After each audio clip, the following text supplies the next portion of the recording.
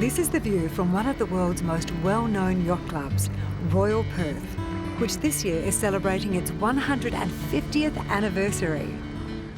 But the club hasn't always been located where it is today, nestled at the end of Australia 2 Drive here in Crawley. In fact, back before sailing legends like David Dix and John Bertrand were ever members of the Royal Perth Yacht Club, I think you'd be very surprised where the original club rooms were built.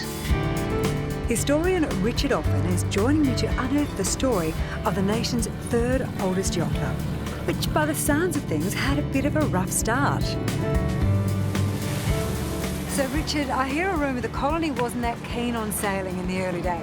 Well, initially, no. I think rowing was much more popular.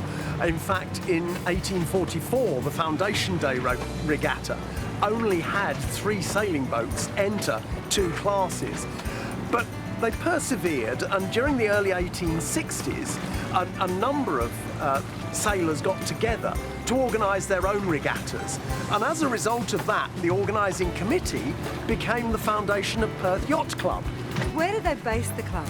Well, the first club was based right behind us here at the bottom of William Street, pretty much under where Elizabeth Quay is going to be. In 1870, they built a clubhouse and a jetty, and they gradually grew the site. Then they began to make plans to move to Matilda Bay. Second World War got in the way, and they eventually went out there in 1953.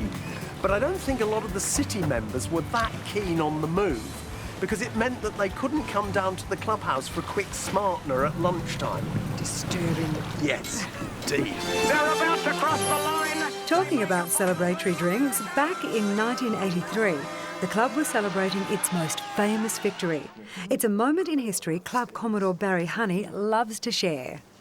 Barry, tell us about that night. Well, Bob was down here. He was sitting just over there.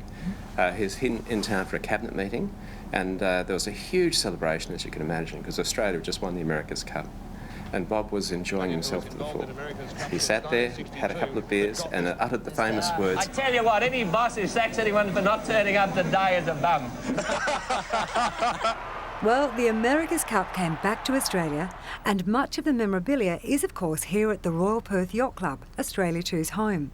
And there are some really inspirational mementos on display. well, my favourite was the wooden replica of the America's Cup upstairs. It reminds us what we had at one stage. But there's some fabulous old trophies that are around here, some of which we recycle actually for modern events, because you still have the tradition of the club caught up in the trophy, and people cherish them.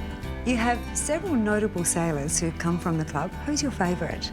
John Sanders would be my favourite. He's sailed 9 times around the globe. He's just an extraordinary fellow, and he's very down to earth.